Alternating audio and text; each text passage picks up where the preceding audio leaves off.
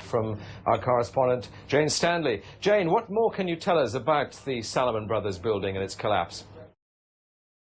Well, only really what you already know. Details are very, very sketchy. There's almost a sense downtown in New York behind me, down by the World Trade Centers, of just an area completely closed off as the rescue workers try to do their job. But this isn't the first building that has suffered as a result. We know that part of the Marriott Hotel next to the World Trade Center also collapsed as a result of this huge amount of falling debris from 110 floors of the two twin towers of the World Trade Center.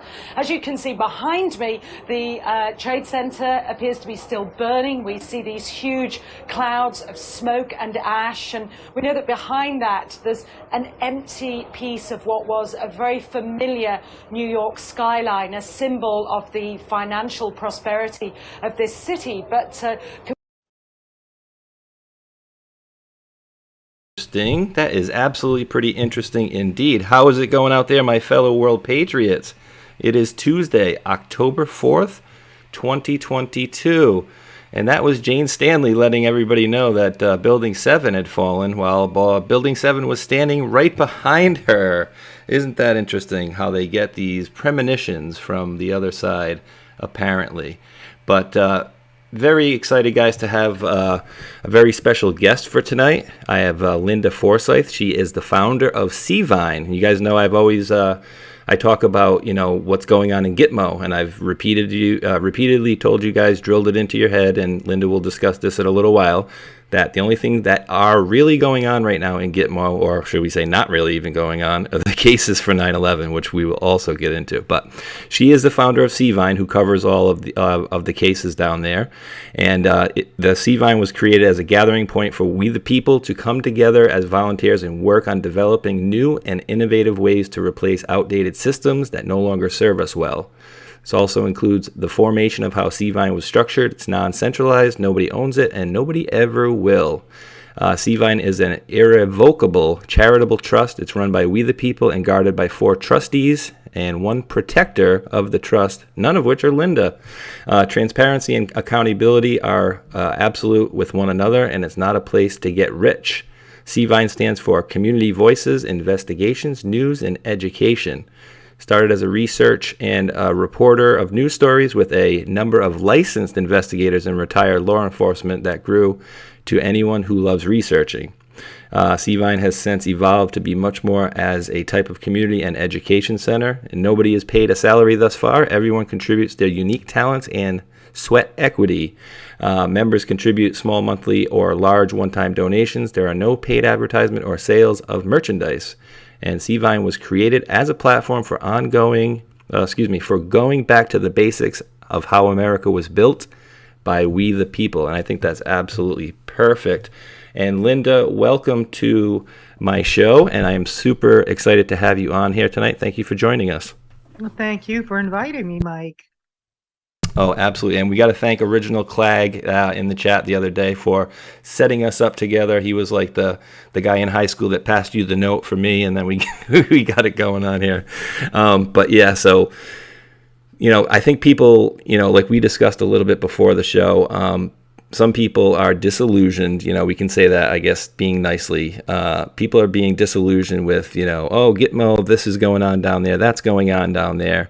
And like I've been saying, that, the only true cases that are really hopefully someday being processed are the 9/11 cases. Linda, did you want to, basically, I'd be very interested, and I'm sure my audience would be, to how did you even get into getting, even the press passes and the ability to even cover this stuff? That's very interesting as well. Well, first off, there's a lot of assumptions going on in general everywhere. We aren't official reporters.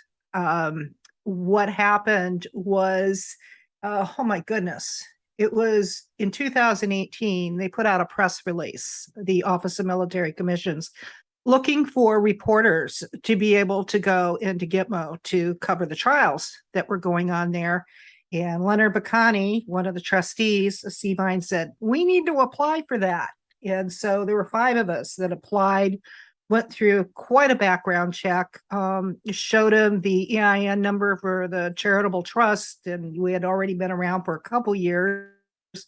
Showed him the website, went through the entire process of background checks, which was pretty extensive. And then they also gave us a nice thick book of rules that when you go into Gitmo, what you can do, what you can't do, just for classified security measures. And explained that there was always a 45-second delay, also again for security measures, in case somebody accidentally says something, I guess. Anyway, to make a long story short, we weren't approved to go to Gitmo, but a gentleman to the Office of Military Commissions, he was the officer in charge of the media, Ron Fleisvig, was mentioning, he goes, there's a place in Fort Meade where there's a special room that you can watch the trials going on live. It's live streamed in directly from Gitmo with the same 45-second delay. There isn't any difference whatsoever, except it's on a military base. And there's a lot of rules involved with that. So we got approved for that. But other citizens, just regular citizens, could go too. They weren't keeping it quiet or private, but slowly but surely, because none of us knew anything, the Office of Military Commissions was wonderful because we bombarded them with questions about everything. And they took a lot of time and effort to educate us, because none of us are journalists. We were just regular, everyday people, no background having to do with journalism. Same here. It's amazing how you can be baptized by fire, right, Mike? Absolutely. So it was like, I think Red Pill 78 said it best when we were on a show a couple years ago. He goes, it's like you're unofficially approved, because they would talk to us on a regular basis and answer our questions. They knew we were there. And it's also important to realize that it was President Trump that opened up those trials in January of 2019. It hadn't been done like that before for many, many years. The reason I bring that up, because it's really important to understand, as hindsight can be 2020, I really think that Trump wanted us to see what was going on. And mainstream media is very, well, we won't say any more than that. Whereas the regular citizens, they could see a lot more what was going on, along with the victims and family members of 9/11. They're there also.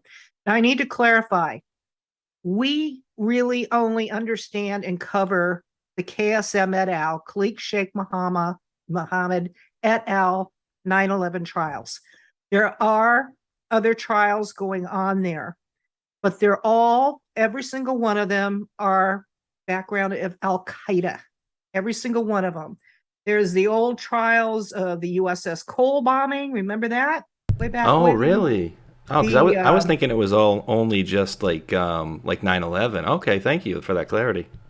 There is a website that I will provide for you if you want to put it in the description bar or whatever, that you can go to the Office of Military Commission's website and you can see exactly what trials there are, who is on trial, what the rulings are, the calendar of events, anything and everything that is going on Gitmo. It's transparent. You can see exactly what's going on.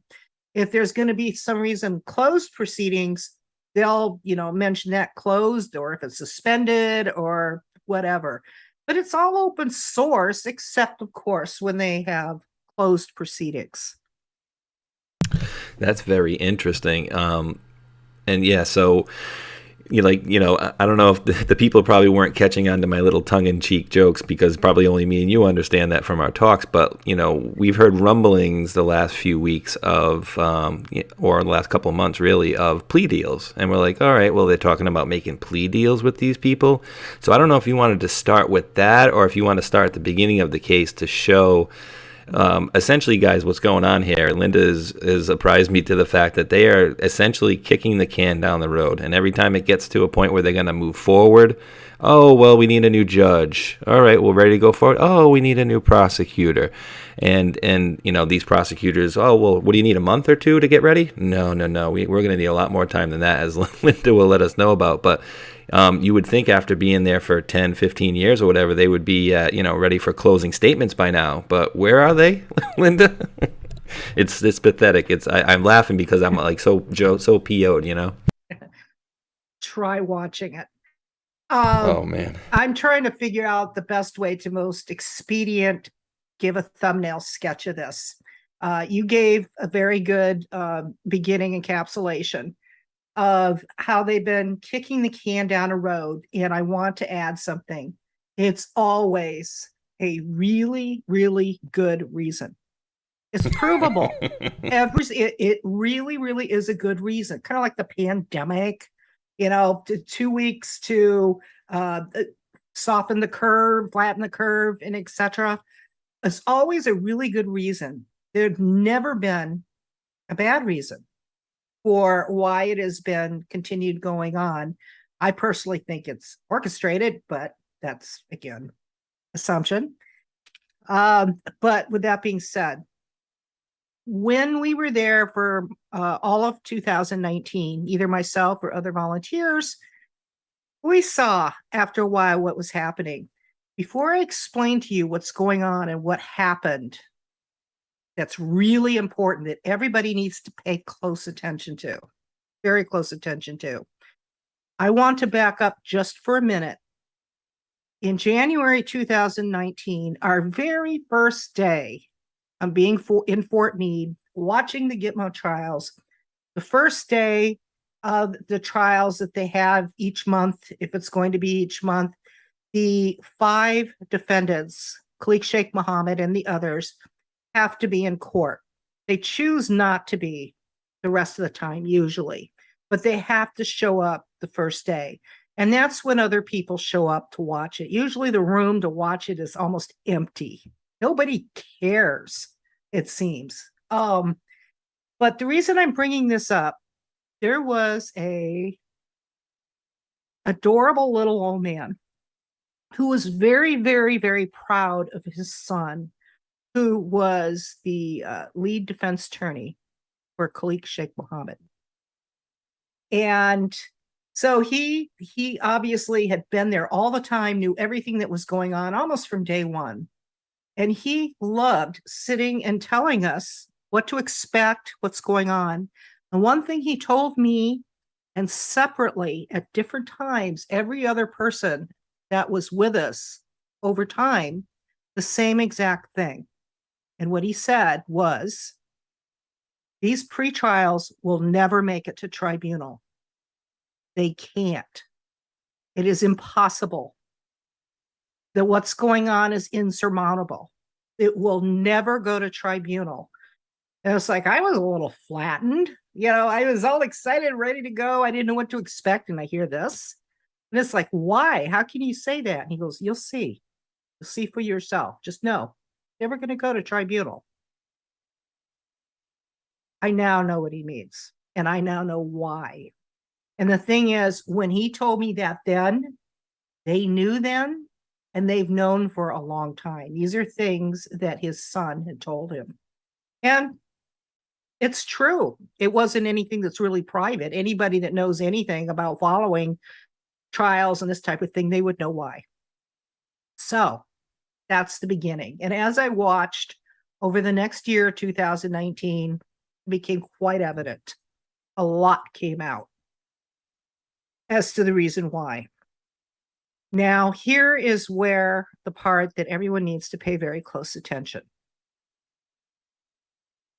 In January of 2020, for that date, Cheryl Borman, one of the lead defense attorneys, and her team had used the January 2020 retrials to be able to bring out various different things that have had happened over the years having to do with the FBI and the CIA and the reasons they could not move forward.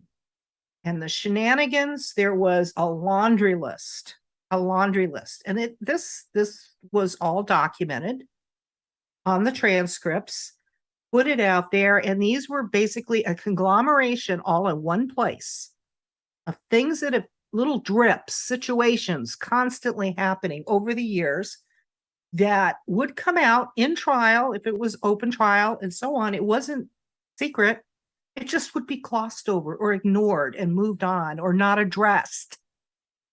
So she was basically, this is why we can't move forward until these things are taken care of. At the end of the that particular January session, which was about 3 weeks long, if I remember correctly, in January of 2020, Judge Shane Cohen, who had started on the bench last June in 2019 because of another judge quitting, at the end of the trial in January 2020 said, if I find out that if even half of these things are true, I am throwing this entire case out of court. And it's like, boom, I heard that and it's like, whoa. It's almost like they're looking for an excuse to shut it down, And yeah, that's absolutely pathetic that they're doing this. Well, that's not the half of it. Because what he was saying was true. There were a lot of things that just were very important that were not being addressed. And maybe on another show I can lay everything out, but we don't have time today. Well, I don't know how much time you got, but you got another hour, at least another hour and 10 minutes. So take your time, Linda, if need be. Oh, my goodness. Well, let's go ahead and at least give you this much for right now so you can understand. I'll give you a couple of situations. From April of 2001 to October of 2001, 1 month after September 11th, the FBI and the CIA, and a lot of people do still know this, were listening in to chatter about the planning, the who, the what, the where, the how, the when of 9/11. They knew. They heard it. There were, I believe, 80 lines. Okay, I don't want to misquote it, but there were a number of lines that were going on at that time, and who knows how many people were on each of those lines. And one of the individuals that was listening into these was a linguist. And this linguist was also there at the black sites, which is where they take people to, when they want to interrogate them, or enhanced interrogation, as they call them, torture. Yep, ding, ding, ding. It's what it is. And so she was there during the 5 individuals that were all captured at various times.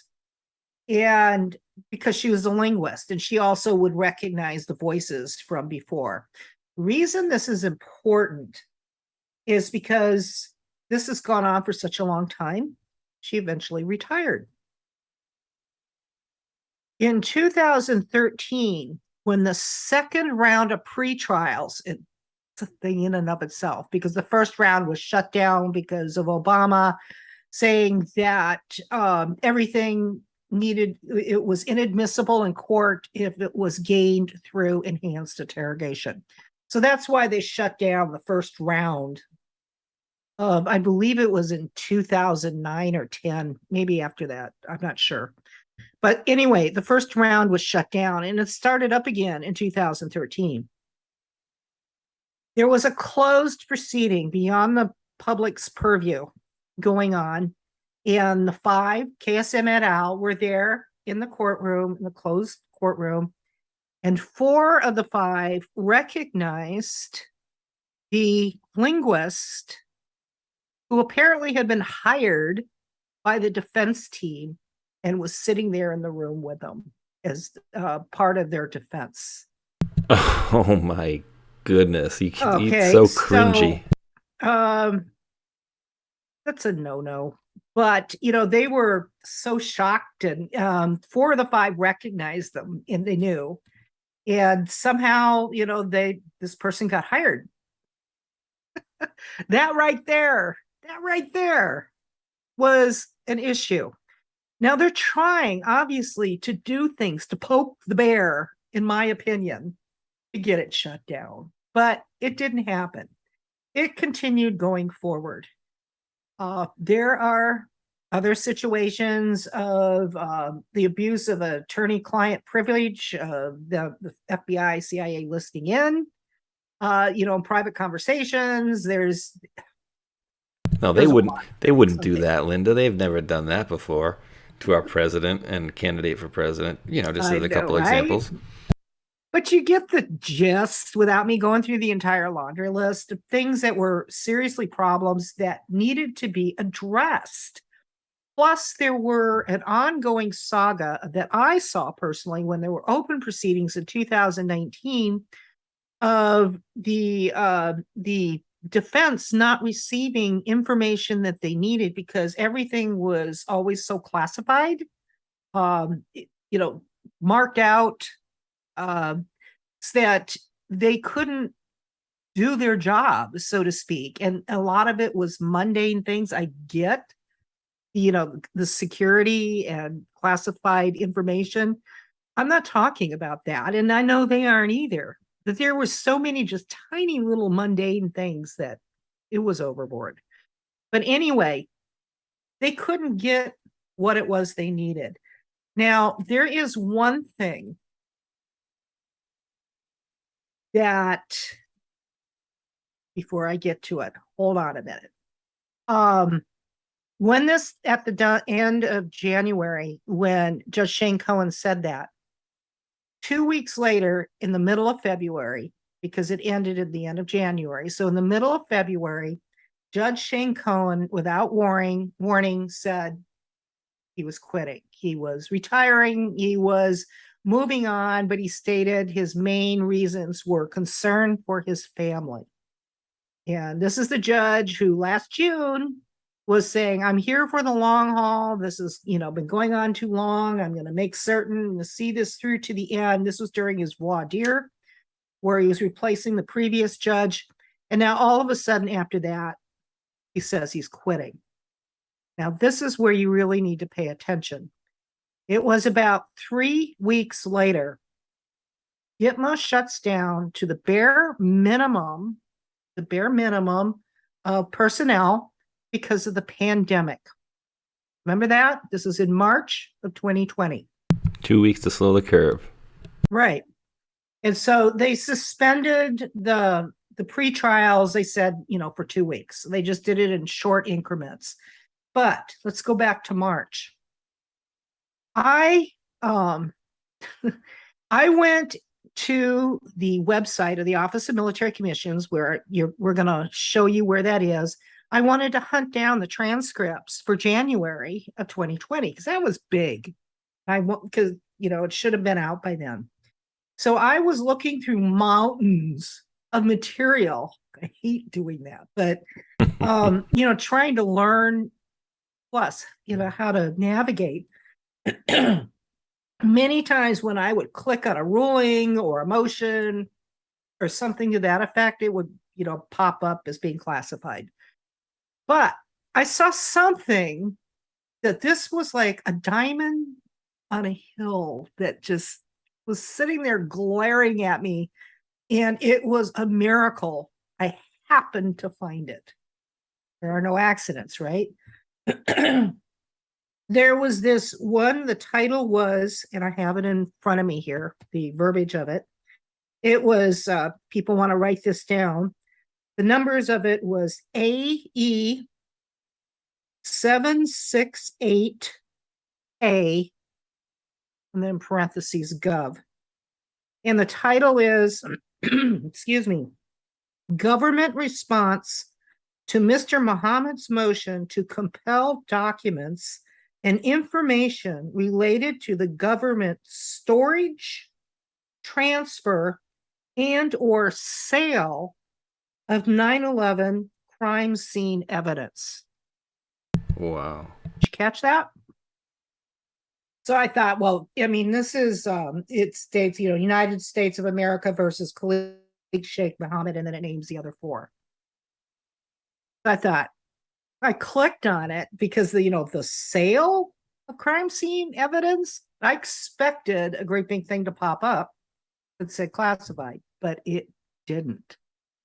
Ooh. And I found out later, because after everything was closed down, I called my contact at Gitmo, and I was in Costco busy buying toilet paper. Okay.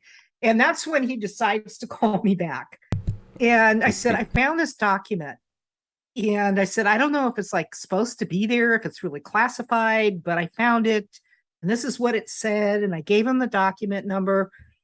And he said, if it is on that list, it's open access. But he goes, as long as I've been working for the Office of Military Commissions, I've never seen it happen like this. Usually it's in reverse, where the motion to compel from the defense team is what's shown, and they never show the response from the government. This was backwards. They couldn't find the motion to compel from the defense team, but the response from the government was what I had. Made a bunch of copies. After I found out it was perfectly, okay, read it.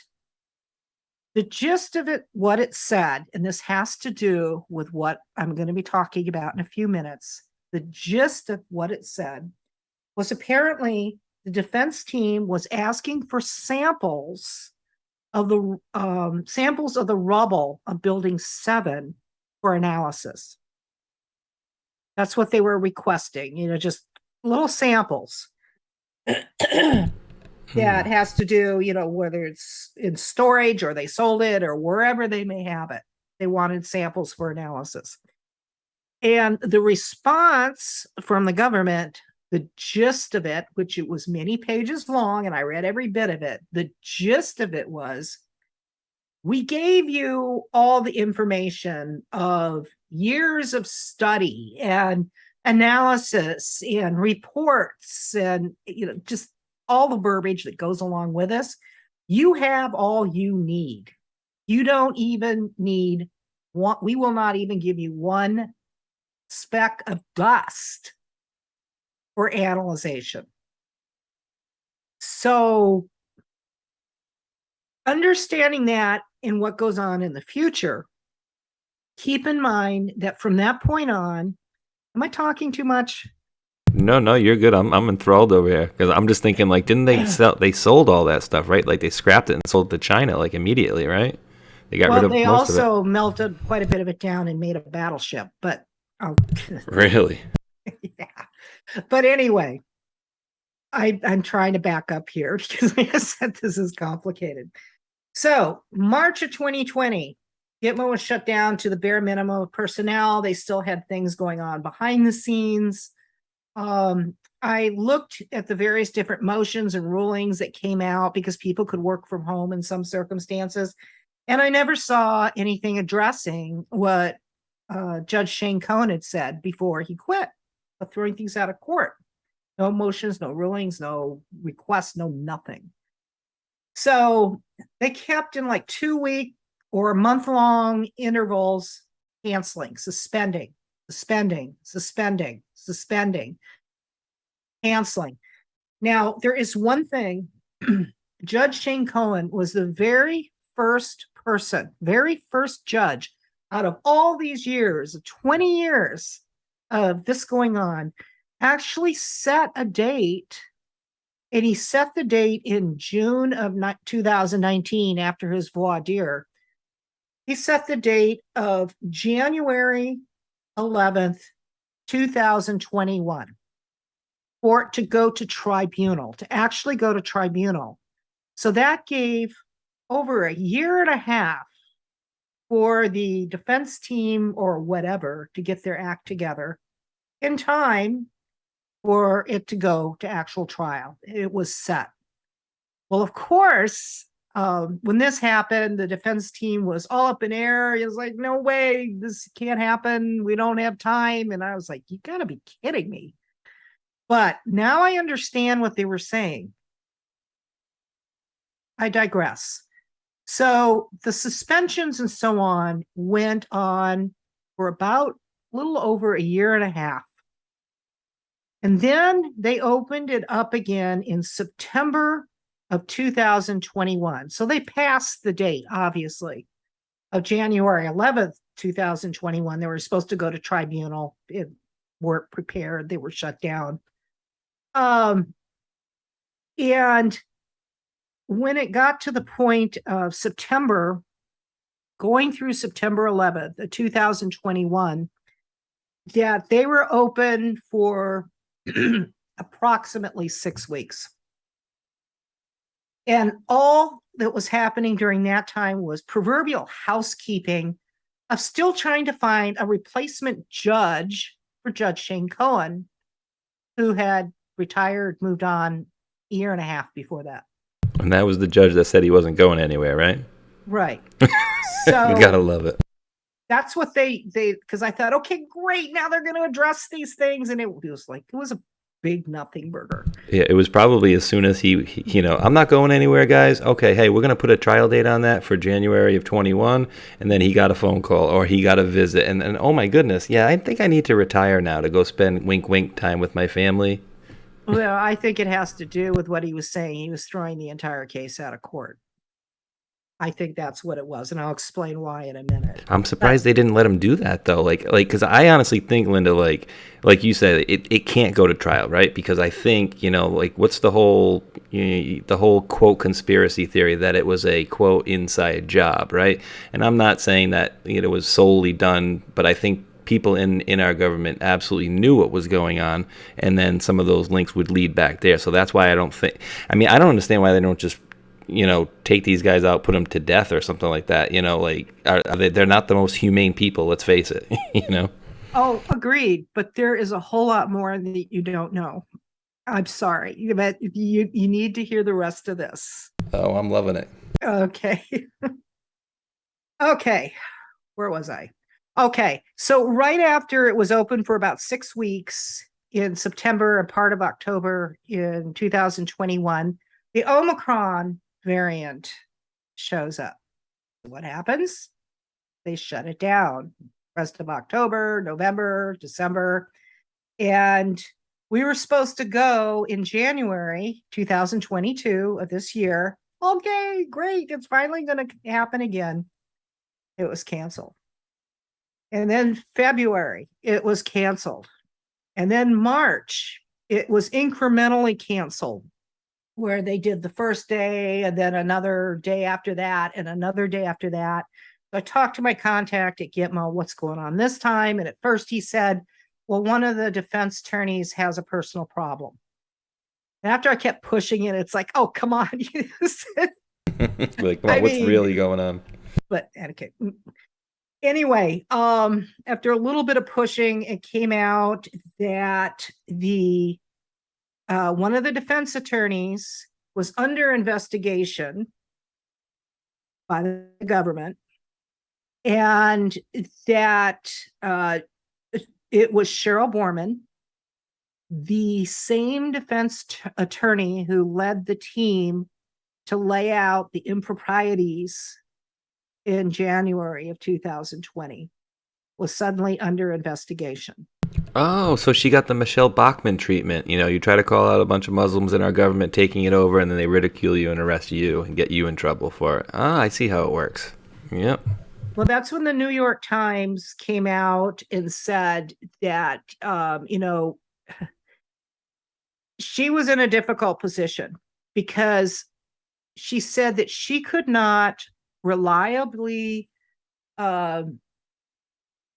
defend her client with the cloud of being under investigation.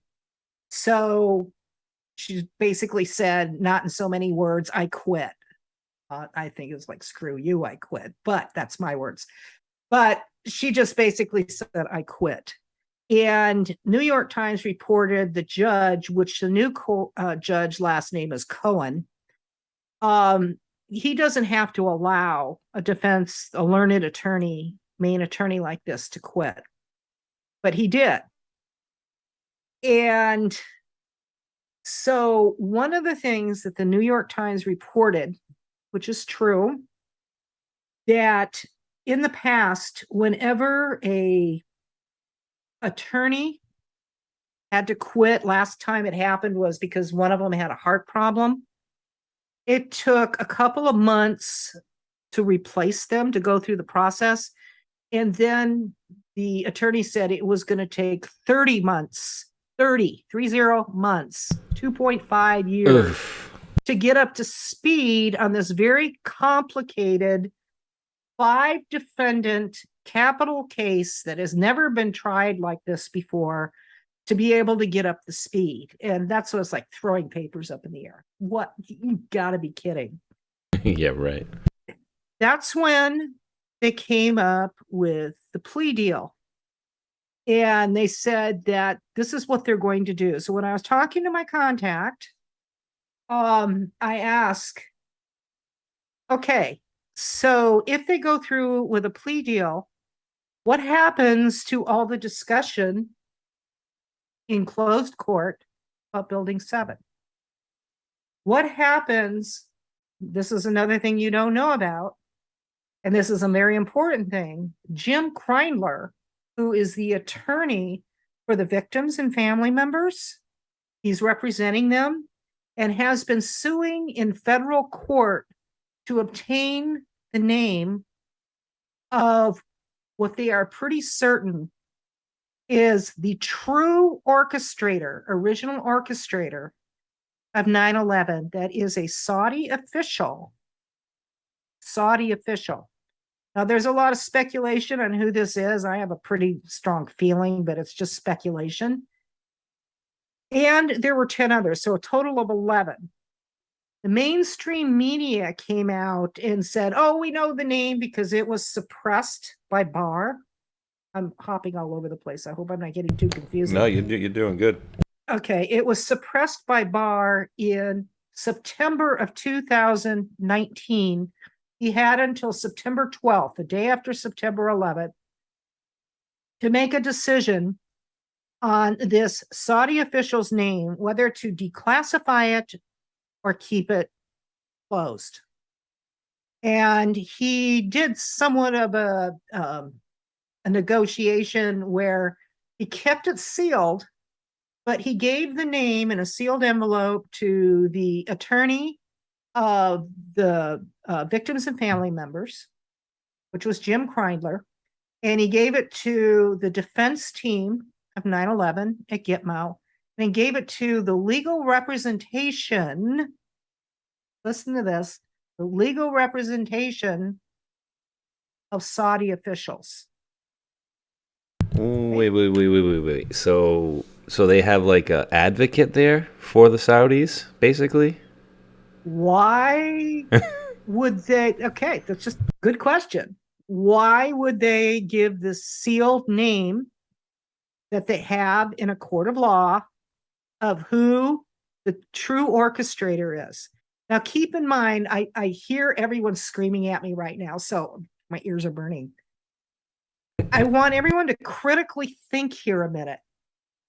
Let's suppose some few things.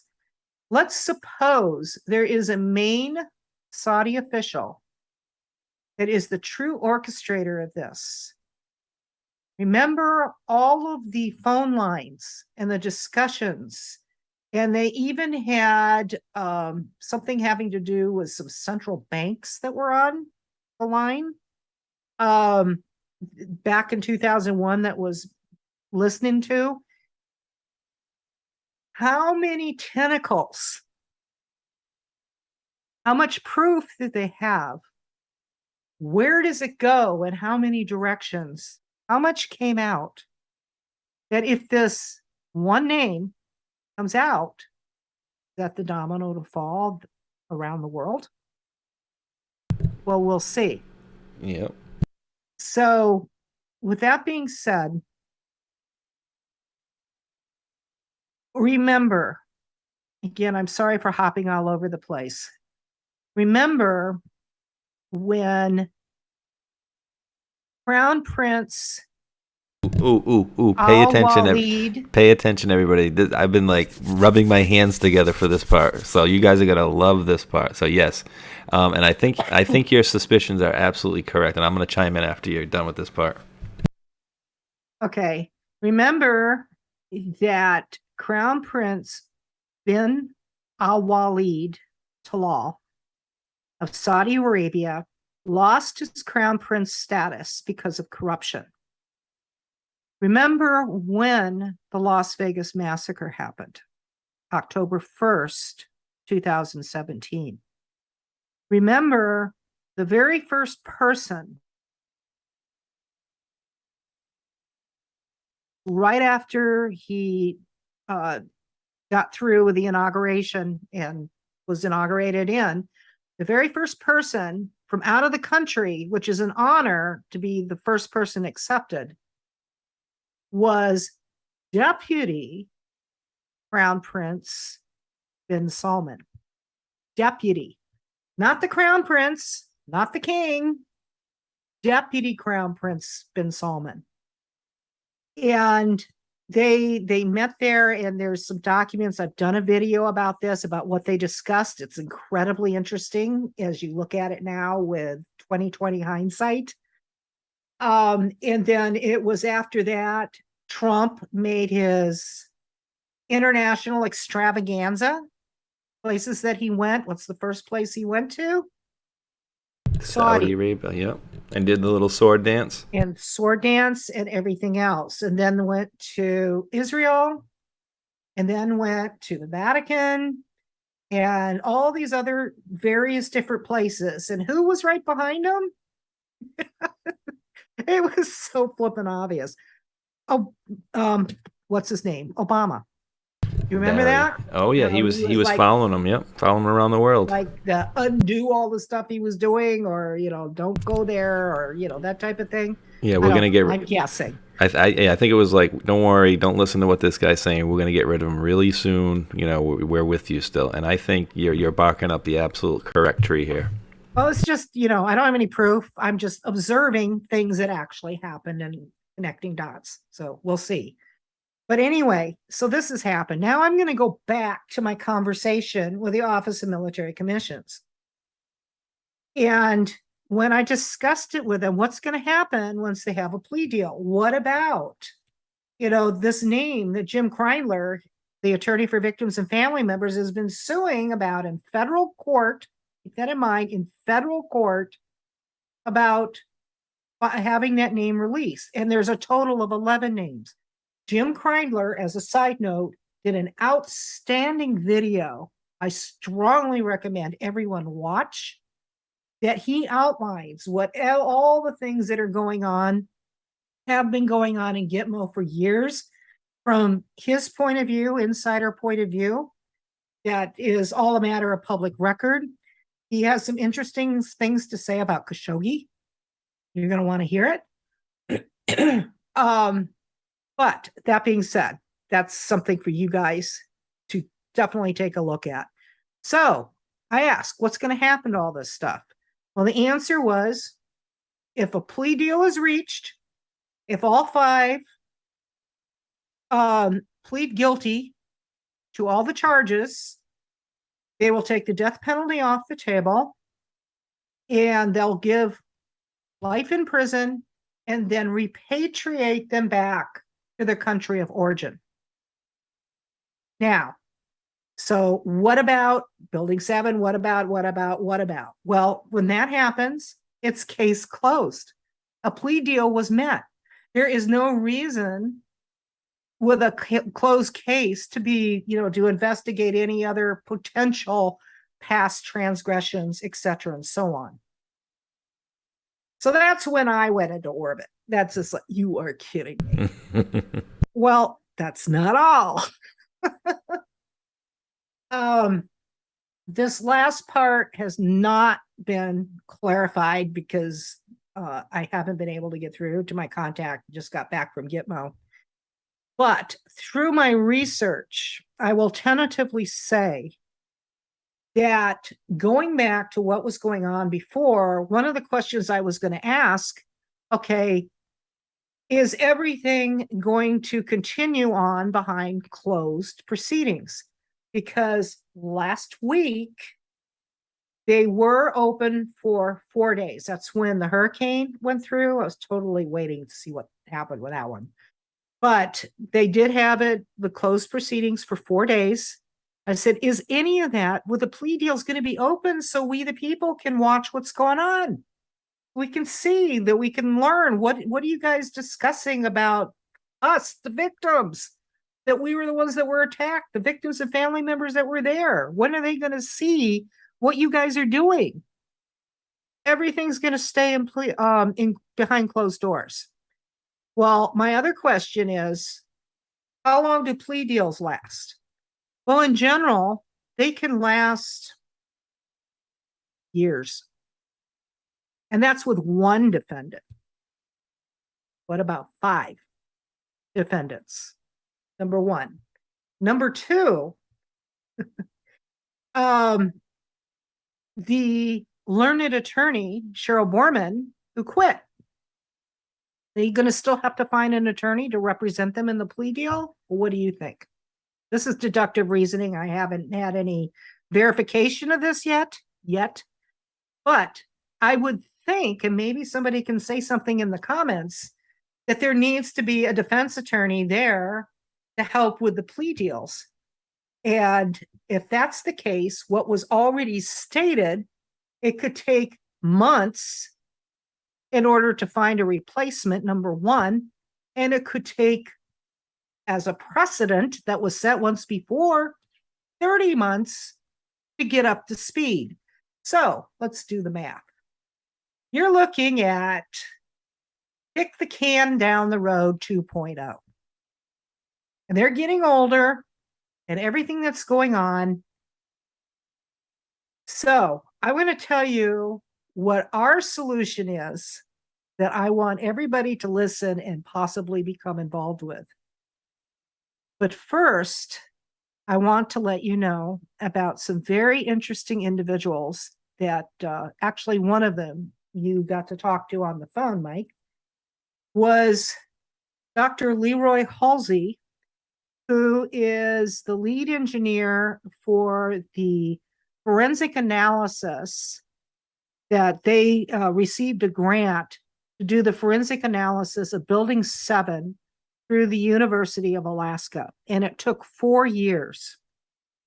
Interestingly enough, when I found my little diamond on top of the rubble of all the document that I found, at that same time, and the timing is really, really interesting. At that same time, Dr. Halsey finished his research after 4 years. He was done. And I reached out to him at that time, but he wasn't able to say much of anything to anybody. He's very careful who he talks to. And I mean, who am I? So I didn't talk to him for years. Well, I reached out to him a couple of months ago again. And oh my gosh, everything is just marriage made in heaven, so to speak. It is all these things that are going on. He's in Alaska and he's showing me all of his analysis, what he has happening.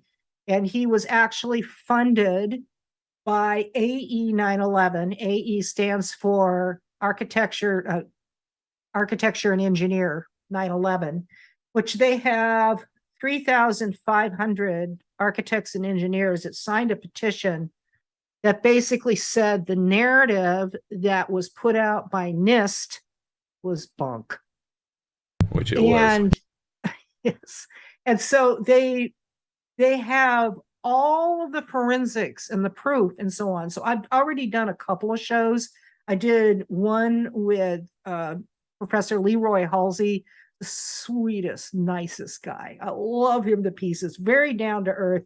And he's very frustrated because he clearly sees what's going on, obviously, since he was heading up this team. And then I also interviewed some representatives of AE 9/11, which I think you saw one of those videos, Mike. Yes. That went into detail of the forensics, but explaining it to the layperson. And this next couple of days. I just started sharing the screen so I can show you. I was just going to pull up some of the beam pictures. Okay.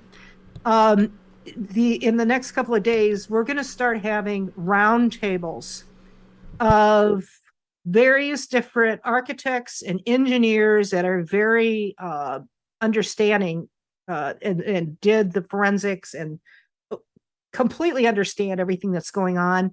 They're going to be discussing what's happening.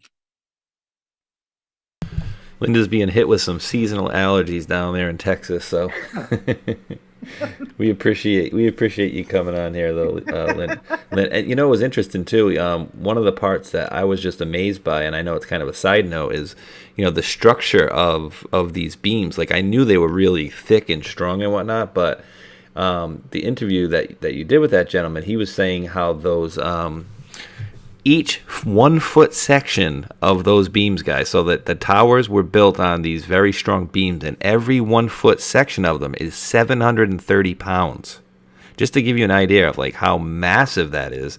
The idea that a plane would kind of just cut through like a knife through butter is just laughable at this point. It just really is. And the whole free fall speed drop, Linda, like we know that the professors and doctors have been looking into that. And I mean, even somebody like myself that didn't take any of these classes, like that you would get some sort of resistance on these towers on the way down, but they just literally just poof fell right down, and it was clearly a controlled demolition. There's no other way to really think about it. It's just impossible. The engineers and the architects said exactly that. There was no way it was not controlled demolition, and they have a lot more to say. I don't want to presuppose to parrot back what they said, because I don't even remotely have all the minute details that are necessary for this. So I am going to hold off, except to agree with what you're saying, Mike.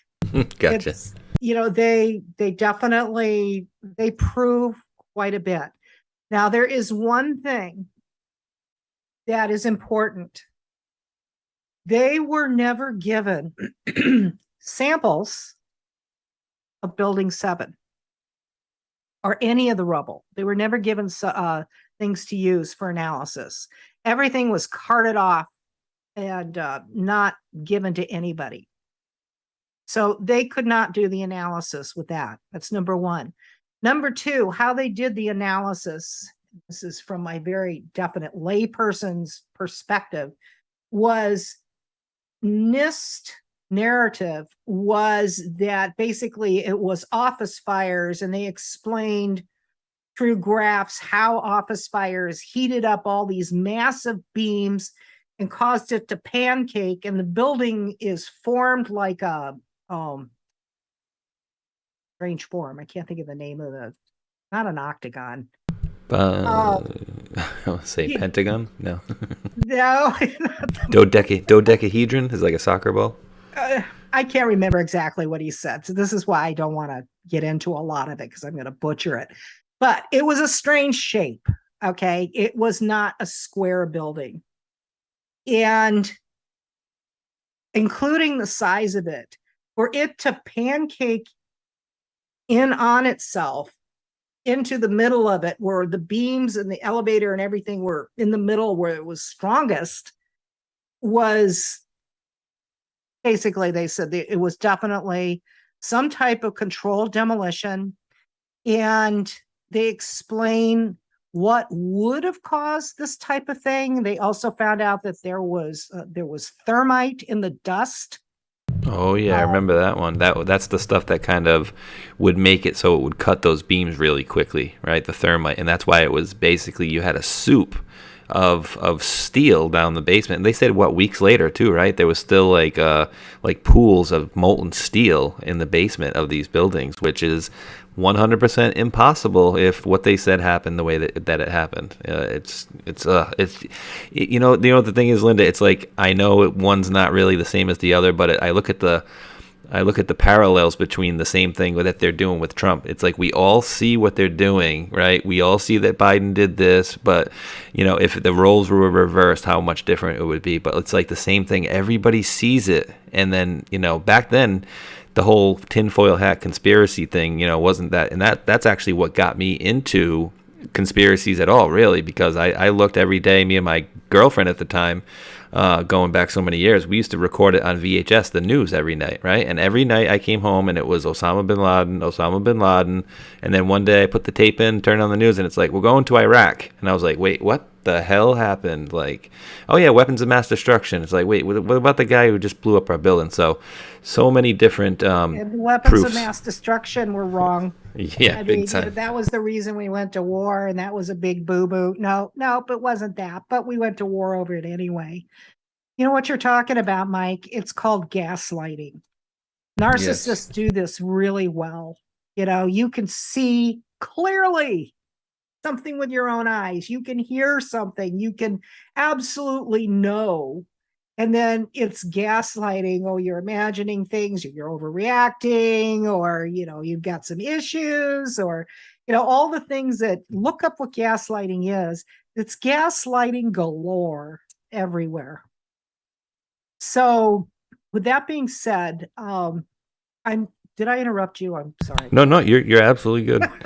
I'm actually looking for something one of my co-hosts played the other day of George Bush that was basically, he did like kind of a Freudian type of slip, talking about how other countries were going into other countries, and he like shook his head like, we did the same thing.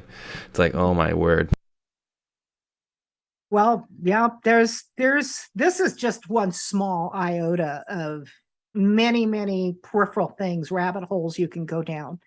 But to basically come to a conclusion, of what I'm saying, kind of wrapping things up a little bit, is if they are going to be going how many years in the future with closed door proceedings, it's going to take forever to find a new defense attorney. And then who knows what happens in the meantime, who dies off, who does this, whatever. And it continues moving forward. Cvine is putting together a court of public opinion. It obviously is not really a court. It has absolutely no legal precedent. It means nothing, except we are bringing together individuals, not organizations, not nonprofits, not 501c3s, which are pretty much bound, for the most part, what the government has to say, or they'll lose their funding, or they'll do a chokehold in other ways to basically squeeze them into the corner they want them to be. So what we're doing is we're going to the individual that are in all these various different organizations that are their own person. Some of them may be retired, whichever the case. In other words, they don't have any ties anymore to that organization. And we're going to do a roundtable. Exactly what I was talking about on various different subject matters. Very learned individuals that have all of the forensics and everything they need in their particular genre, their niche of understanding, and have multiple other learned individuals. So it's not just one person's opinion. And we're going to go over week by week by week while they're going on with their little closed door proceedings and doing whatever they're going to do. We're going to reawaken and lay things out about what happened with showing these things. And it's going to be we the people. It's going to be you out there in the audience that are going to give your input, your thoughts. this is going to be a court of public opinion. It's not centralized. Remember, Cvine's a charitable trust. Whether I'm here or not is redundant. This is for we the people. So getting it out there and having these discussions, and we're going to be asking a number of influencers who have large lists or whatever to cover it also. It isn't for Cvine's name. This is community voices. Okay. So everybody works together in their own various areas. That is how America was built. That's exactly how it was built. Keep in mind something else. These architects and engineers that right now a minimum of 3,500. Who do you think is going to be the main individuals that rebuild America? These are individuals, architects, bridges, buildings, boats, planes, aeronautical engineers, just all different types of engineers and architects. We're all going to work together, finding the pilots and what normally happens in various circumstances. Instead of having it drip by drip by drip and conspiracy theories, as they say, and all these things, and nobody knows what's true. And there have been a lot of implanted nutso things coming out too. That's how they indoctrinate. They make it so nobody knows what to believe.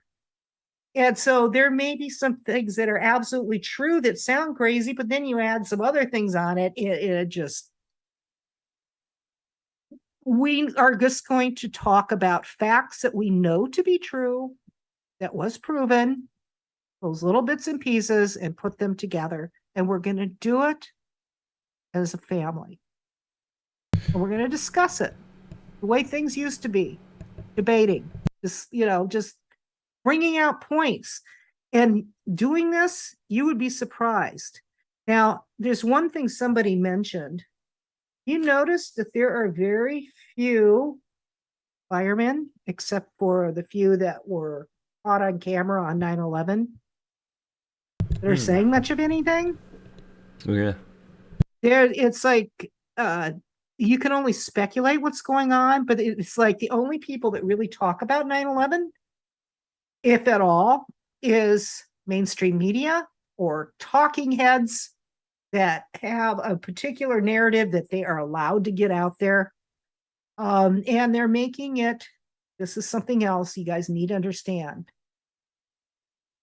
They are making it so slow, mundane, quiet, boring, nothing going on. Even if you go to the trials, it's to keep you from nodding off, because they're just constantly doing housekeeping, because that's what pre-trials are. What is allowed, what is admissible when they actually go to tribunal, et cetera, et cetera. That mainstream media very rarely even covers it. So the lesson to learn about this, people, those of you that are parents, you'll know what I'm talking about. Whenever your child was really quiet, when they're normally chattering and bouncing around or whatever, and they're in the other room, and you just know something's going on, KSM et al. Has been incredibly quiet and boring all this time, in the middle of every other drama and crisis and pandemic and everything else that has been going on. It just stays quiet. And of some of these other things that were put out there that I personally am assuming this, because that's kind of interesting. It was so blatant. It was sickening. That the misleading of the American public of all these things going on in Gitmo. Obama's begging for his life. I have proof of these trials, and they, a lot of things that sounds real, and it's definitely theatrical and interesting, and then they'll come out with other possibilities, and so on and so on and so on. There's a reason they're keeping all this very quiet, because you want to know where the action is. You want to know what's really going on. Take a real good look behind the scenes of what has not come out from 9/11. That's your smoking gun. Yeah, 20 years later, and we get nothing off of this. We get literally zero. Now, when you were telling the story earlier about you talked about the purge. Now, I don't know specifically, because we know that there was a bunch of people arrested, right? So that was kind of, is that proven as far as documents that the same people that were arrested in that purge are they named in the court cases, or that's just kind of a best guess? I need to clarify what you're asking. Are you talking about what happened in Saudi Arabia? Yeah, so after the Las Vegas shooting, you had that Saudi Arabian purge. Now, like me and you Yes, talked a couple that's days true. ago, I was like, all right, well, I thought, because I think for a fact that MBS was there in Las Vegas, and I thought that the purge was solely because of that, right? And maybe it was a piece of that had to do with it, but you were saying as well that you believe it was some of these people were involved with the setting this up, if I'm not mistaken. I have a lot of circumstantial evidence that has not been proven in a court of law. There have been videos done, it's just bits and pieces of facts. It's not proven, but it makes sense. I personally believe something's going on in Saudi. I don't know. I have a feeling there could be some things happening all over the world, but there's one thing again. Trump said, because he's a strong advocate of Sun Tzu and the art of war. Silent as the night, and then when you hit like a thunderbolt. Now that is not an exact quote. He stated that he's not going to tell the enemy what he's doing if it's him or the team or whomever. When it happens, and I'm going by things that I've seen in the past, like Roe versus Wade. This has been fought over for what, 50 years? Boom! It's deemed unconstitutional, and they put it back to the states to make the decision what they do in each individual state, which is where it was supposed to be. Yeah, there was no exactly. warning.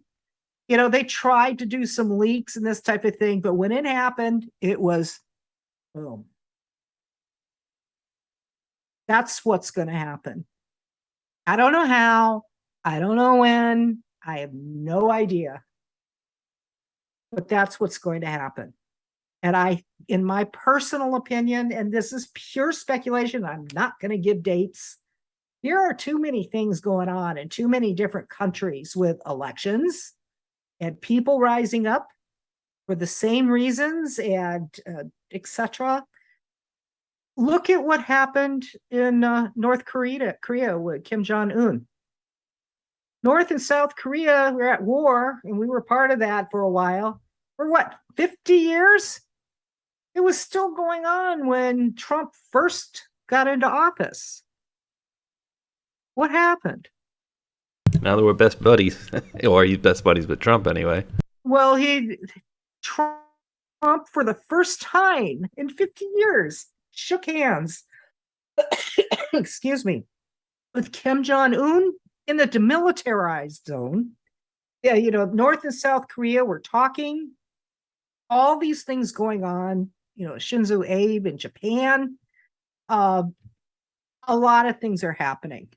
Now, they may be quiet, but instead of listening to all these bangs and gongs and everything going on, look over here, oh, that's happened over there. Take advantage of a good crisis. You ever heard that one before? Oh, yeah. Watch where there's silence. No, you make a very good point. So something perked up that you said earlier about Obama. You said, if I'm not misquoting you, you basically said that when Obama was in office, he basically said certain things weren't admissible, and he was ready to kind of throw things out, or he postponed something along the lines. I wouldn't doubt that he's all in to block any of these people because.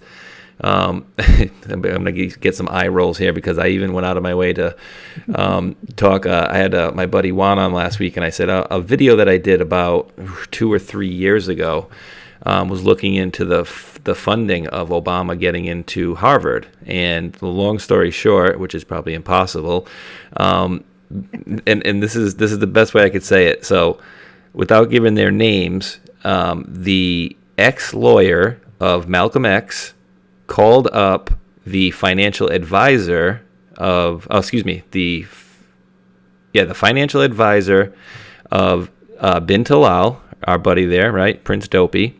He called up the ex-lawyer of Malcolm X and asked him if he could write a letter to Harvard to get him wrapped up in there together.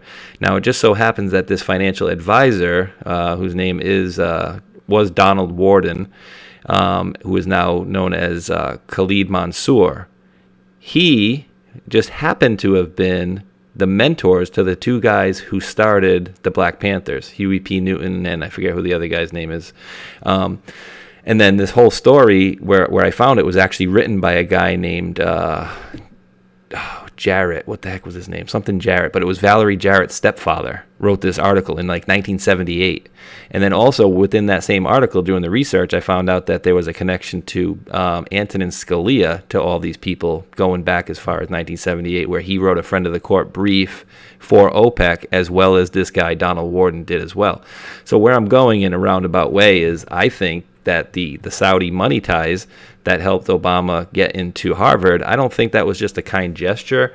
I'd be leaning heavily, probably falling over on the ground, hitting my head with the Manchurian candidate theory. That, they took this guy and, President Trump called him out many times about his passport or his birth certificate and all that. And then, Loretta Fuddy, the health director of Hawaii, yep, she just authorized it. Oh, gonna go on a little vacation. Oh, my plane crashes. Wait, you just got off the plane and everybody was swimming fine and camera turns back and you're gone. What happened with that? So a long about way of saying that I believe that it would be in his best interest to cover up for these Saudi nationals, or, bin Talal at the least. Well, of course. Keep in mind, even though I know there's people out there that don't agree with me, but keep in mind that the majority, I'd say about 98% of those people that are in Gitmo, and again, it's not just the 9/11 trials that are going on. There's other ones going on too.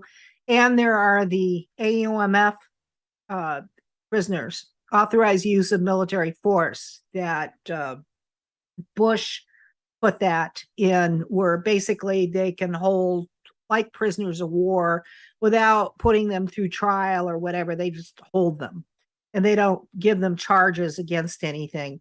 Those are AUMF prisoners. So there's the AUMF prisoners and also the individuals, defendants, etc., that's going to trial. All of the people that are being detained in Gitmo are Al-Qaeda. Are you really? Can you hear me, by the way? Because I keep getting a sign flashing up saying I've got spotty internet connection. No, yeah, you're coming through I'm fine. going to disappear. You're coming through good. So all of the people, the majority of them are Al-Qaeda. Not one of them is an American citizen, because again, I've got proof of what I'm talking about here. American citizens cannot be detained, tried, prosecuted, anything on Guantanamo Bay, Cuba. Now, it doesn't mean that American citizens in certain circumstances can't have tribunals. I mean, they've had tribunals for treason and everything since this country began. I'm talking about geography. You know how you have like different types of court. You've got traffic court. You have, I don't know, the different types of court, from the Supreme Court to, just, oh God, I can't even think right now. No, you're All the good. different courts that they have their jurisdiction. Yep. Okay, so we're talking about geography and jurisdiction. Gitmo cannot take American citizens. And in fact, there was one time Al Belushi, which was one of KSM et al., one of the five, nicknamed the Money Man, had an ex-wife that was arrested, who was a terrorist. And she actually had something to do with chemical warfare and this type of thing. They arrested her and they tried her in federal court because she was an American citizen. Okay, that's number one. Number two, there was a guy who they accidentally put in Gitmo. He was there for one day Whoops. until they found out that he was an American citizen and immediately moved him. Remember the Oklahoma bombing, Timothy McVeigh? Yep. He was tried in federal court. What about Maxine or Maxwell? What about the guy who had the island that she was? Oh, Epstein. Yep. Yes. Okay. Federal Federal court. court. Yep. Okay. American citizens will be tried in federal court. There may be some actual tribunals in the future. I'm not even going to go into that area because I'm not qualified enough to discuss it. All I do know is American citizens cannot go to Gitmo. And thank you for bringing this up because I was trying to find my paper. No problem. Do you want me to read it? Sure. All Go right. ahead. And now this is from one of your contacts there at Gitmo who had emailed Linda. It says the specifics of jurisdiction or who can be tried at Guantanamo below from MMC 219 edition from Rule 202. In general, any alien unprivileged enemy belligerent is subject to trial by military commission under Chapter 47A of Title 10 United States Code. Definition under Rule 103A1, alien means an individual who is not a citizen of the United States. Definition under 103A29, unprivileged enemy belligerent means an individual other than a privileged belligerent who A, has engaged in hostilities against the state, United States, or its coalition partners, B, has purposefully and materially supported hostilities against the United States or its coalition partners, or C, was a part of Al-Qaeda at the time of the alleged offense under Chapter 47A of Title 10 United States Code. So it clearly states definition under Rule 103A1. Alien means an individual who is not a citizen of the United States. Nowhere in there does it say that a citizen can go there. Now, if you take the time and the effort to look at your U.S. Constitution, okay, what are the rules in the U.S. Constitution? Some of you, I'm sure, remember at least some of this from school. Guilty until proven innocent. Okay, would it be a problem if people just started arresting you and shipping you out of the country to a military prison and then tried you as an American citizen? Okay, that would be a real problem. And what scares me is some of the things that they've been putting out there, been trying to normalize it with some people. Well, using some of the words that were coming out, well, they did this to Hillary, they did this to Obama, who may or may not be an American citizen. That is an issue. And if he's Al-Qaeda, that might be something else too. Yeah, right. But something to think about here, because all is not lost. Al-Qaeda.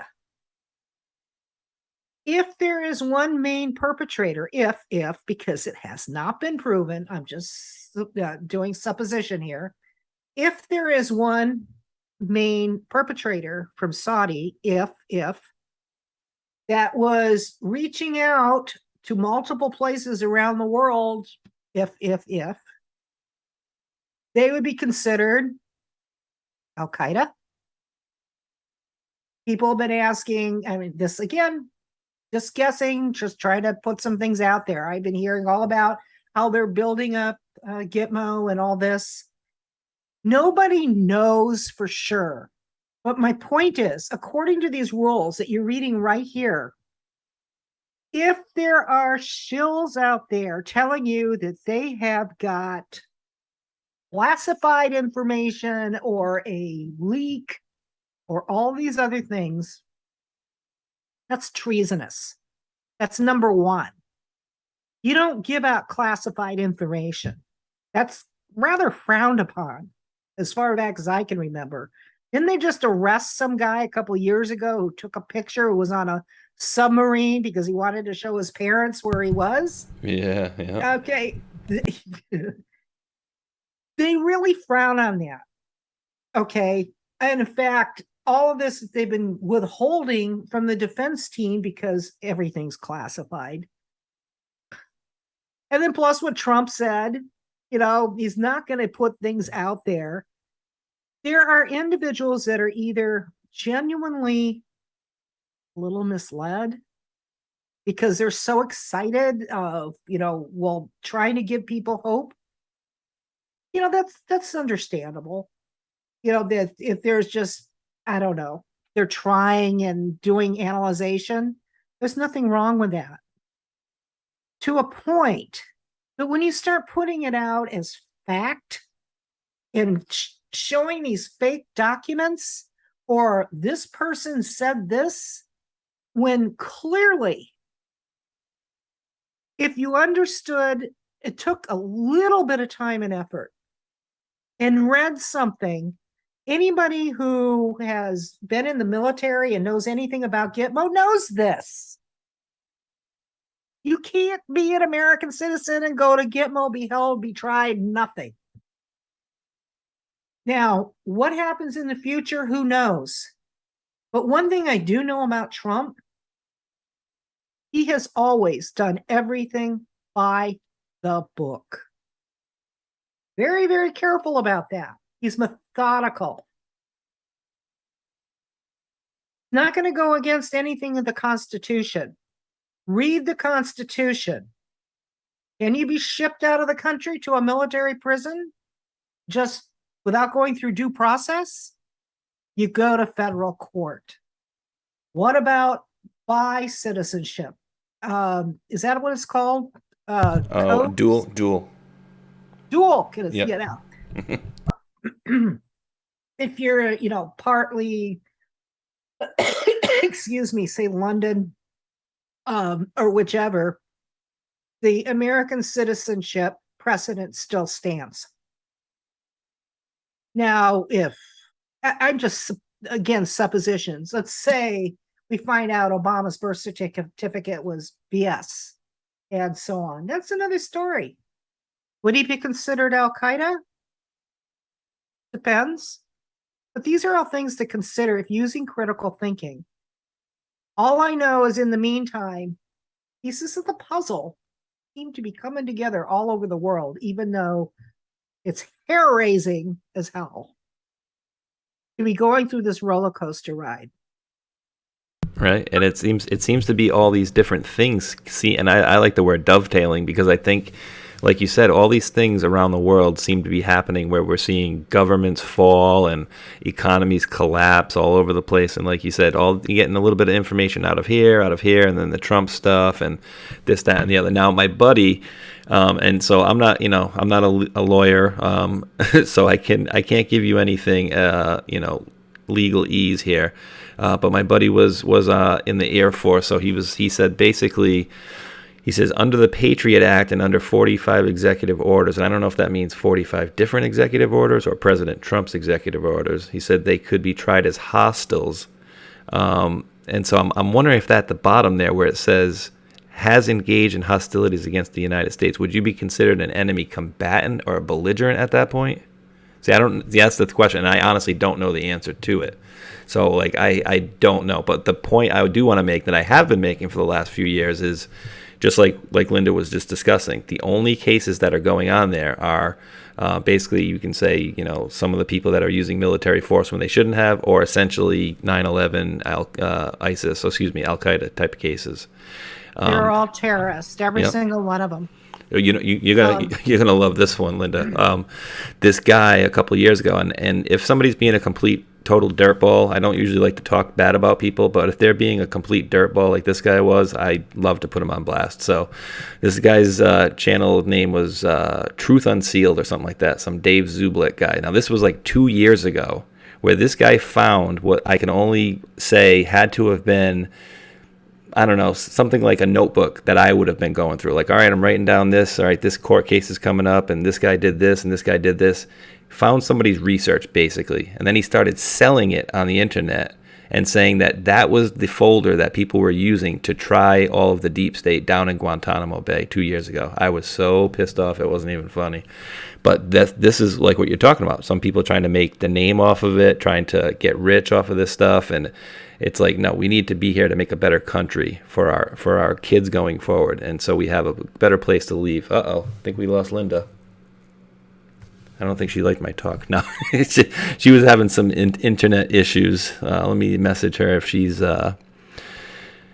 if your internet went down, click back in.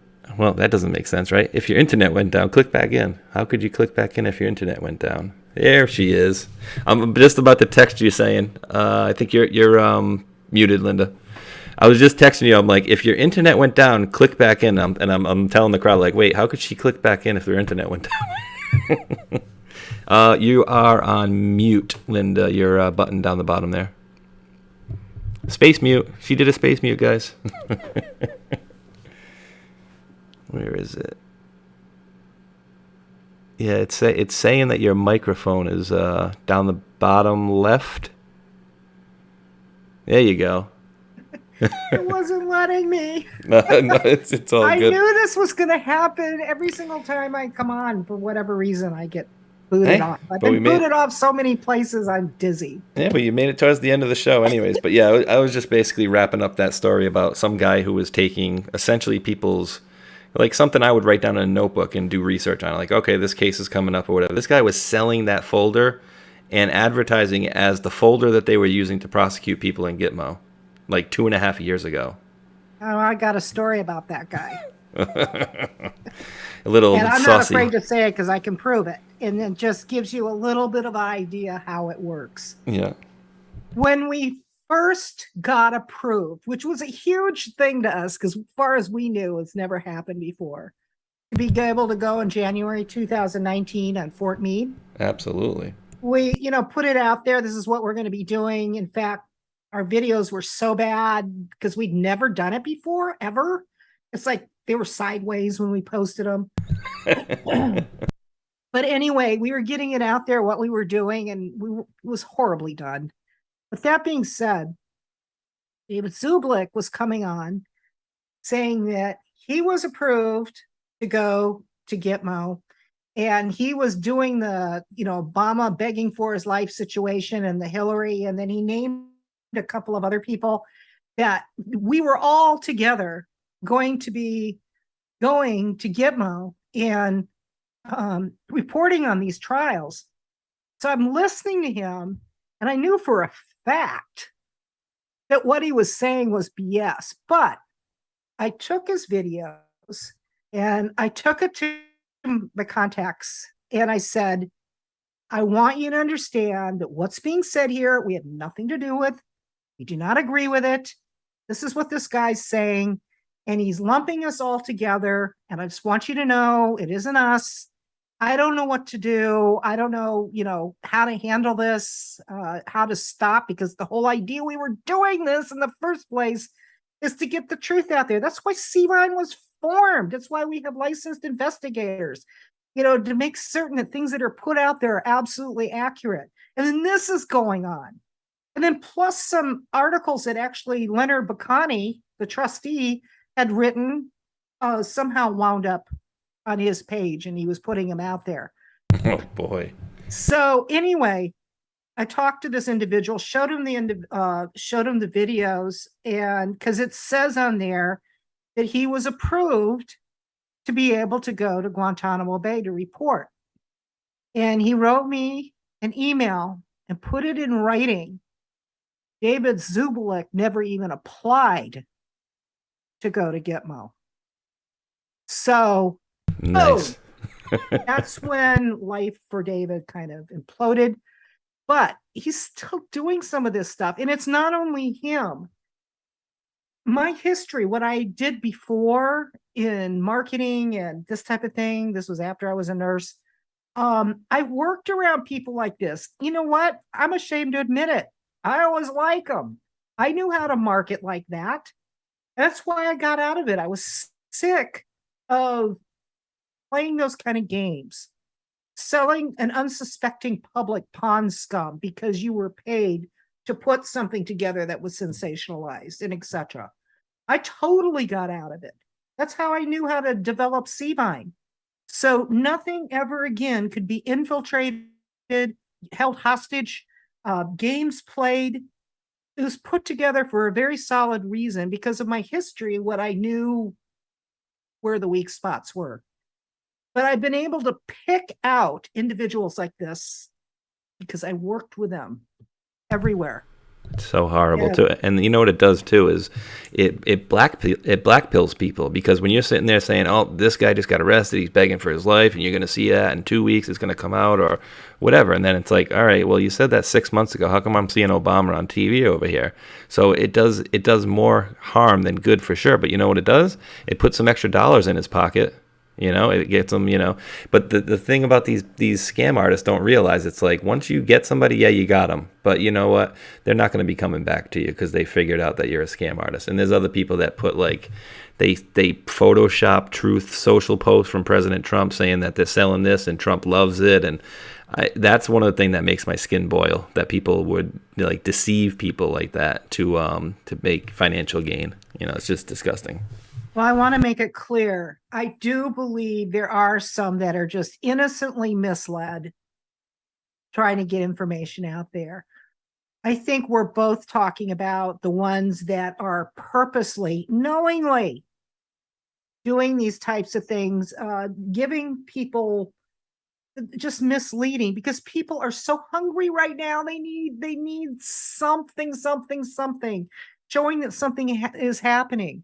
It's inconceivable to most people that all this stuff that's going on and you don't see any justice. What the hey? So of course, when they hear this, we're so used to being spoon-fed information over the years, ever since we can remember, when news used to be, at least for the most part, legitimate. Things actually started to go south, in my personal opinion, when the National Enquirer came out, because people love sensationalized stories where they take, little bits and pieces of truth and it kind of just imagine, and it's fun to read this and so on. It just, the mainstream media saw how sensationalism sells, and then there it went. It just went everywhere. Yeah, it is crazy. And before I forget, I wanted to thank Original Clag in the chat. Dropped a Rumble rant, and almost dropped my phone here. And he's giving props to, I think it was Leroy. Let me make sure I got it. It says, so thank you, Original Clag. It says, Clag loves me some Leroy. What a genuine dude. Appreciate that, Mr. Clag. And yeah, here's another. Let me show you. We got to kind of wrap up in the next couple minutes here, but let me show you something along the things happening type of situation. This is crazy, Linda. So my favorite letter of the alphabet. We talk about all these hunt for Red October, and if anybody remembers this post, there's a bunch of posts. There's like 27 posts that talk about Red October, and then one of them talks about. It was hunt for Red October, and then all of a sudden it's Red October. Notice that the hunt for it has been dropped. So that tells me that they found something that they were looking for. Right now, check this out. This is, look at all these posts, October 8th, October 6th, October 4th, 2018, October 3rd, 2018. All these posts talking about Red October. What was the hunt for Red October? It was about a rogue submarine coming from Russia. Oh, okay. A rogue submarine coming from Russia around the 4th of October, 3rd of October. What do we have here? 22. Russian nuclear sub armed with doomsday weapon disappears from Arctic harbor. Report. What is the coincidences on? I mean, look at right here. Red October, October 3rd, 2018. This is just getting crazy. I don't even know where to put that. I really don't. I don't even know. It's definitely something of interest. Yeah, I would say. Observing. Yes, I agree with you. It's definitely something in interest and to keep an eye on. Yes. Just be careful. It is because we are definitely being misled, but I think for sure. there are some things here that little secrets, little tidbits helping you to piece some things together. I think most people know where this is going. It's just hard to keep your spirits up. I agree. I very much agree, and I think too, Linda, the court of public opinion that you're doing, I think is really going to be a good thing. I think it's timely too. I really do, because I think maybe if you guys started that a couple of years ago, I don't know if it would have get the traction that I believe it will get now, because after everything that they see with Trump, not so much, but more really about the COVID stuff, right? How much they do lie, and how much I think people will be more receptive to that now that they say, hey, well, geez, they did lie to us about this. Well, let's give this another look, because I didn't talk to my uncle for like 3 years at one point, because he thought I was one of these crazy guys who thinks that the government was in on it. And I was like, well, can you explain to me how Mayor Willie Brown was told don't fly? A number of people were told don't fly. Output options were put on that day. I mean, you know as well as I do, Linda, probably, I'm sure you know better than me, the numerous points we could bring up. We could probably be here for another 24 hours talking about them. This whole thing. That's what we're going to do on the Court of Public Opinion. Each week, it's going to be a particular spot. So you're right on target. There's good things happening. Yep, there's good things. It's not going to be speculation either. These are going to be learned individuals that have the science behind them. And just like when you used to be able to go to a doctor and they gave you an opinion, and especially if you had something like cancer, you went and got a second opinion or even a third opinion. But apparently now that's not allowed. You don't question. Well, we're getting different people's opinions, and I give we the people credit for critical thinking to make their own decisions by what is going on there. We're not going to tell you anything. You decide. That's the best way to do it, the Socratic method. And that's why occasionally I'll tell the folks in the chat, don't even believe me. If I tell you something, double check on me. I've been wrong in the past, and the first thing I do when it's brought to my attention is I'll correct it on the next stream. But yeah, it's absolutely the case. Now, this one last thing, Linda, and then I'm going to hand it over to you for your final thoughts. I just thought this was awesome that this came out today as well. Now, they're saying it's for connection of theft of personal data, but Greg Phillips and the crew over there at the pit a few weeks ago, they brought out this company Conic, and then they tried to get sued by the FBI or whatever for quote hacking into their account. But they were saying that basically this group Conic was involved with messing with the election. Well, I guess their CEO today was arrested, taken into custody, which they said was on theft of personal identifying information. Who knows what it really was, but hey, that guy's arrested. He may have been part of that election fraud, and I'm happy with that. So, little baby steps we're getting, and we keep getting these little pieces. This, I call it a little bit of air in my sailboat, and I love it. And it's building up, it's accumulating, which is great. Mm-hmm. So you're right. You just watch these little bits and pieces and connect the dots, and people can see that there is good going on if they just shut off all the other peripheral BS and diversions and start focusing on the good that is happening. They'll be able to see what's happening. And in fact, if anyone who is watching, listening, wants to become a part of this, you have something to contribute, become a volunteer in some capacity with Cvine, which it's just we the people, contact us because we would love to bring you on. We got a lot going on having to do with education, not only just 9/11.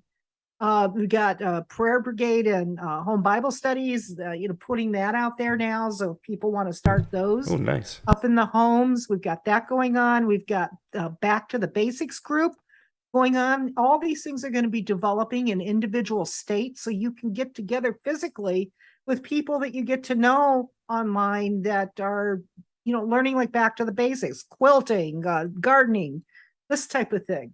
Doing homeschooling. There's going to be all sorts of things having to do with education in every way imaginable, not just people coming together, discussing 9/11. So people that want to get into investigations, retired law enforcement or whatever, we're just bringing together, it's non-paid, it's just volunteering, poll watchers, you name it. We're just getting people together. Please go to c-vine.com, c-vine.com. There's no paywall. You have an entire website. You have wide open to you to look at. We're going to be developing new websites because we're constantly attacked and taken down or booted off of social media. I mean, that's just getting really tiresome. Gee, I don't know anything about that. I just got booted off of Facebook for the second time after I got things built up again. It's YouTube, by the way, is probably just about ready to be gone. Yeah, I got 2 strikes for old videos. Let me guess, bullying and harassment, something like that, right? You big bully. That's what they got me on everything against their community standards or whatever. But so I got 2. So third ones, and this is from a long time ago, that were opinion videos. But that being said, go to Cvine. You know what? If you can become a member and do a small monthly $1 or $5 donation, that adds up. That really helps because, again, we don't have advertisers. We don't sell product. We don't do anything. We completely depend on our members. And if you can't do that, pray for us. If you can't do that or you can do that and you would like to physically become a volunteer, it can be online in multiple different ways. Just please go to Cvine, c-vine.com, and we'll welcome you with open arms because we are all family. We're trying to save our homes. Okay, I'm done. No, you're good. I'm just putting your links. I just put some links over there onto Rumble. I just want to make sure I get all the links out to all the different platforms. We're on Pilled or the Foxhole, which is one of the best platforms out there. They actually made this platform for all of us YouTube rejects.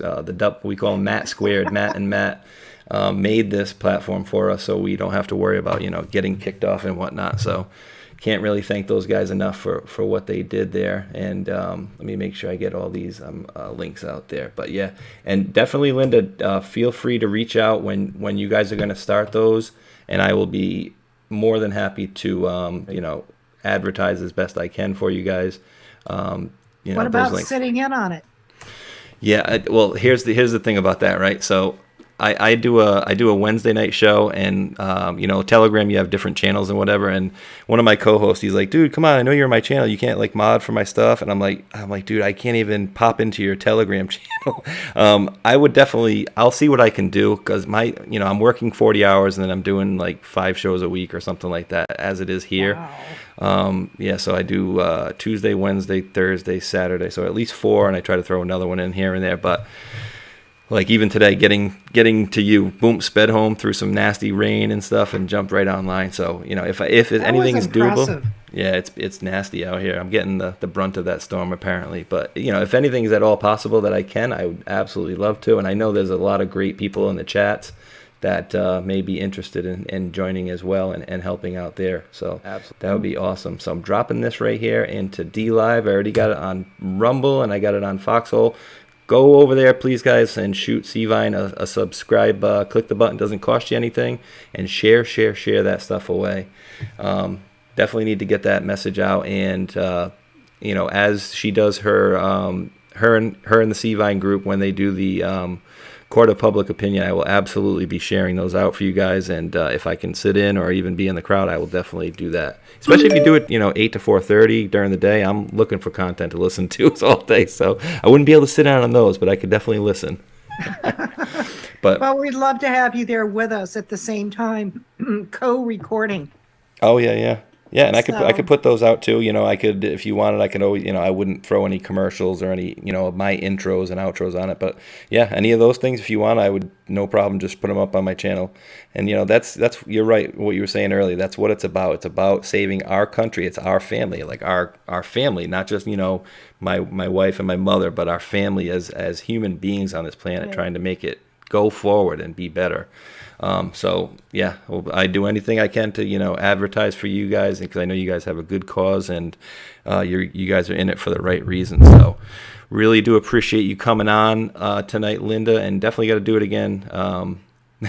Yeah, Biblical Smackdown. Yep, I'm a working man. So yeah, so do appreciate you coming out there and giving your presentation. And I just I think it's up to us to get louder and make sure we got to get out there and let these people know it's not right what they're doing, and we got to be louder about this stuff, guys. We got to absolutely be louder.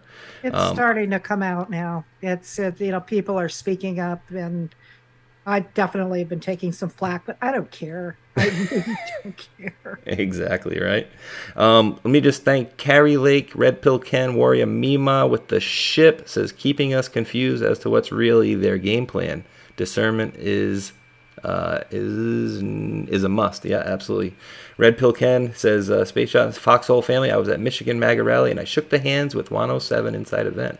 Awesome. Carrie Lake, which is not, I don't think, the governor, but Carrie Lake with the cookie, no message on there. And Famine, Can Honk Honk from Montana, great show. And Stacks with the shades, God is with us 17. And our Cloaked on SeaWorld gift of the cookie says, check your My Beer coffee, it will amaze you. Oh, okay. I will. And anything I missed, guys, tonight, I will take care of tomorrow or on the Table of Titans. I don't want to keep Linda waiting too much longer here. And I got to do the Mr. Mom thing and cook Mrs. Shot some dinner now. So once again, Linda, it was an absolute pleasure. I really appreciate what you're doing out there to keep us apprised of what's truly not going on down there. A little tongue-in-cheek action. But thank you so much for joining me and giving my audience your information today. Appreciate that. Okay. Thank you again for having me on. Absolutely. So thank you very much, guys. Appreciate the mods for dropping all the links out there. Thank you so much, guys, for tuning in. And as I always say and truly mean it, I do appreciate each and every one of you guys for tuning in. And until that next video, thumbs up, like, and subscribe. Peace.